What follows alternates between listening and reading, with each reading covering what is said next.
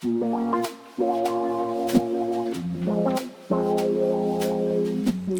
you very much for having me. I'm very grateful to you as the host and Diabetes Africa for inviting me to speak on this very important topic. So thank you. Thank you. And it's such a hugely important topic, which is rarely covered in the field of diabetes. You know, we talk about so many other things, but unfortunately, we don't talk enough about sexual health and women's health within the field of diabetes. So I'm going to hand over to you to tell us, and I love this, moving from myths to empowerment. So you're going to empower us by the end of this. Thank you so much. That's no problem. And I absolutely agree. This is such an important topic. Sexual health, women's health, and diabetes in the context of, if we look at the global burden of non-communicable diseases and the fact that, more and more globally, and certainly in the UK, the population of women and men, that's changing rapidly. So I guess what I will aim to do over the next couple of minutes is take you on a tour, focusing initially on the background in terms of what scope of diabetes I'll be focusing on. And then we'll do some exciting myth busting that I've come across African and Caribbean communities, particularly around diabetes, but also with sexual health as well. And then I'll touch particularly on the management and then finish off with some useful resources and take you on this exciting show reel with my Prexy slides. So first of all, I guess, thinking a bit more about the background. So when I think of sexual health, I think of sexual health as an important part of human well-being and health. So it's the culmination of one being able to express their full sexuality whilst being protected from sexually transmitted infections and unplanned pregnancies, but also being protected from any form of violence or coercion or discrimination. So this is a critical part of sexual health. When we think about sex and sexual health, we automatically think of anatomy. I think most people do. The truth is, with regards to female sexual health, really we are taking a whole body approach because your entire body is involved with sexual health, as are your emotions and your mental health. So it's very much a kind of biopsychosocial model of care when focusing in this area.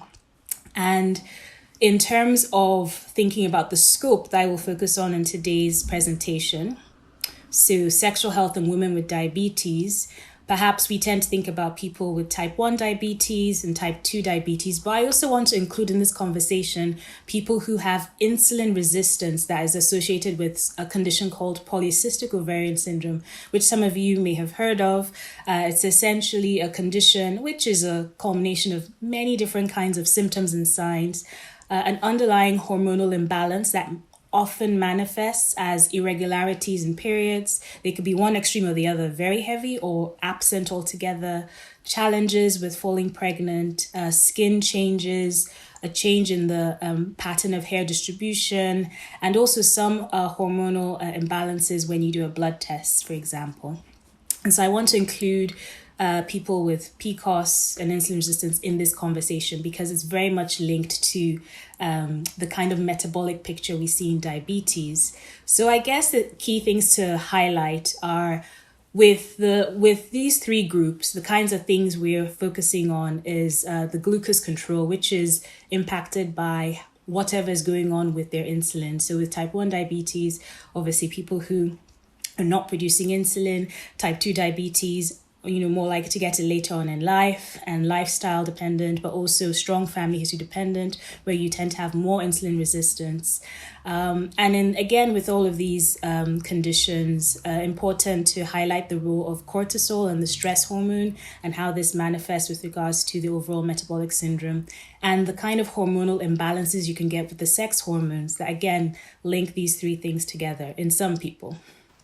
And Dr. Isioma, in terms of the polycystic ovaries, just to say how common that condition is, whether it's recognised or not recognised, just to highlight that is actually a very common condition, and there is, as you've said, some link with the glucose levels and levels of glucose control. Just to highlight again, also in terms of, you said about the hair, you said about the periods, but also in terms of skin. Sometimes it can affect the skin in terms of acne conditions as well. Absolutely. And also quite common or overrepresented in Black women as well. And this is something that perhaps is not discussed as well. Absolutely.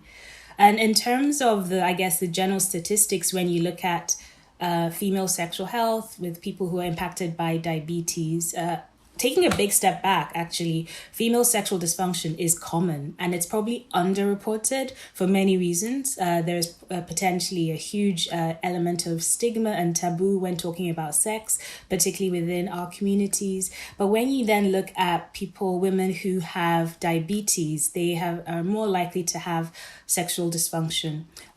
Depending on which study you look at, I mean, it ranges, isn't it? So in some studies I've come across, women with type 1 diabetes, 1 in 4 of them will report sexual dysfunction. And more observational studies I've come across, again, when you put all people with diabetes together, 1 in 2 women will have sexual dysfunction. But I really believe that it is underreported just because of, some of the stigmas and barriers. I think the stigma and barrier, but also amongst the healthcare professionals, because as we were saying, this is really such a topic that is never covered, hardly, within our training. So for us as healthcare professionals as well, we probably try and steer people away from it, if we're honest, because we're thinking, we don't have enough knowledge. So I think, we both play our part, the person living with the condition and us as healthcare professionals as well. Absolutely. And there's probably stigmas within the profession as well about the comfort with discussing these things. Even within my specialty, obstetrics and gynaecology, this is literally what we are trained to do. And yet I think we could definitely be better at it. And, we are getting better. So I guess, when I think of, the manifestations of female sexual dysfunction and trying to link that in with diabetes, the kind of pathways physically relate to the impact of diabetes on our cardiovascular health, our heart health, our blood vessel health, the impact of diabetes on our nerves, which can manifest as neuropathies, the impact of diabetes on the balance of our hormones, stress hormones, sex hormones as well, and also the impact of diabetes on fertility and menopause, which I will come to later on at the end of the talk. And of course, diabetes is a chronic health condition. So like many other chronic conditions, there is the mental aspect of living with a condition where, particularly if you're somebody who have type 1 diabetes and have lived with it all your life, that can have its challenges. People think, oh, you're just used to it, but that can be quite challenging. Being a young person growing up to be an adult and have this lifelong condition, the impact of some of the manifestations of diabetic disease on your body, and that can again have a direct impact on your sexual health with regards to your body confidence. Less so in this country for now, but there is also an important financial element to having chronic disease. We currently have an NHS that is mostly free at the point of care, but then, people are commuting to go to see their specialists. They are commuting to see their diabetic team, their dietitians. And, there is a hidden financial cost in this country and certainly globally when it comes to chronic disease. Absolutely. Mm-hmm. And we've already spoken very briefly about the stigma from service providers like myself and service users when it comes to talking about sex. But there's also a cultural stigma as well when it comes to talking about chronic disease like diabetes, but also sex within communities of African and Caribbean descent. And some of this also will tie into presumed social values. And with every talk I focus on when it comes to the impact of health and well-being on minoritized communities like African Caribbean communities, you have to talk about the impact of systemic racism. This impacts every aspect of our well-being, and that will also show up in our sexual health and also in our diabetic control. Absolutely, because as you've said, sexual health is only part of health. And we know very well that there are so many health inequalities and it manifests throughout. Mm-hmm. Absolutely. So I guess focusing a bit more now on the presentation. So some of the common symptoms of sexual dysfunction in women who have diabetes will directly impact things like their infection. So With diabetes, particularly if you have poor diabetic control, where you have high sugars, particularly in the urine, you are more prone to having urinary tract infections. With cystitis, which is essentially symptoms that result as a manifestation of inflammation within the bladder. So with that picture, that's not directly related to an infection, but some of the nerve changes and neuropathies that can manifest through diabetes can predispose women with diabetes to this sensation of cystitis. Thrush is again another common thing we see with women who have diabetes, as is a condition called I can never pronounce this. Hidradenitis suppurativa. I can't suppurativa. We'll have to let people read it. I know, you can read it on the screen. Exactly. But essentially, these are abscesses that you can get often in skin folds, so in the armpits and the groins. And again, a manifestation of the metabolic imbalance and sometimes poor sugar control in people with diabetes. And again, these will have a direct impact on your body image when it comes to sex. This also has a direct impact on comfort levels related to sex. So specifically focusing on how diabetes can show up with regards to neuropathies and vasculopathies. So we know that women with diabetes are more likely to have vaginal dryness and discomfort. And this will make sex very uncomfortable and definitely put anybody off sex. You're also more likely to have urinary incontinence. And urinary incontinence in general in women is very common. So it's about maybe 1 in 4 women will have urinary incontinence. Commonly, when you've had babies, whether you have babies vaginally or by cesarean birth, what happens is the pressure on the pelvic floor just weakens as we all get older. That's very natural, even in people who haven't had babies. But if you have diabetes, again, as a manifestation of the neuropathy, the nerve damage, you can be more prone to urinary incontinence. Another manifestation of the neuropathy is the impact, and I guess perhaps that combined with the mental health and emotional health of having chronic disease, this can have an impact on your libido and also the inability to orgasm. Again, taking a massive step back, when you look at women, regardless of whatever medical condition they have or do not have, an orgasm is quite common, unfortunately, but certainly in people who have diabetes, this is probably a bit higher.